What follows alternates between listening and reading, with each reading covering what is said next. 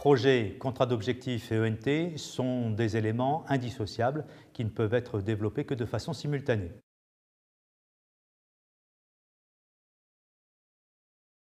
Il est évident que l'on peut rechercher quelles sont dans un premier temps les personnes qui sont directement intéressées par ces divers éléments. Donc deux possibilités d'approche. La première par catégorie, donc qui va limiter effectivement à certaines personnes le développement. On peut choisir par exemple de développer uniquement le côté pédagogique.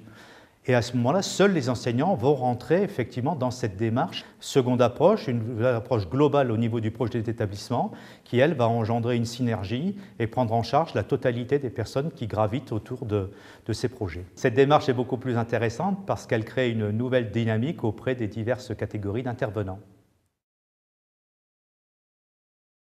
Au niveau de l'approche globale donc, du projet d'établissement par l'ENT, on peut citer quelques exemples. Le premier, au niveau pédagogique, l'ENT peut effectivement limiter, par exemple, l'ensemble des redoublements en permettant d'aider les élèves qui rencontrent des difficultés, soit au sein de l'établissement, soit parce qu'ils sont éloignés de celui-ci. On peut intégrer le dossier personnel d'orientation de l'élève au sein de l'environnement numérique de travail, les conseillers principaux d'éducation, le conseiller d'orientation psychologue, les professeurs de l'équipe pédagogique peuvent le consulter à tout moment pour aider l'élève dans ses démarches.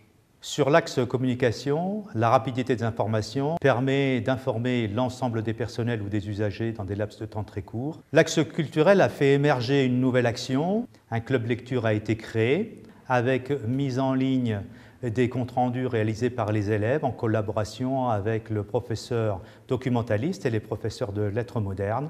Sur l'axe vie scolaire, l'ENT a permis de favoriser le développement de la conférence des délégués, l'animation du CVL, la mise en place de forums qui ont permis, cette année par exemple, de réaliser un nouveau règlement intérieur en collaboration avec l'ensemble des membres de la communauté éducative.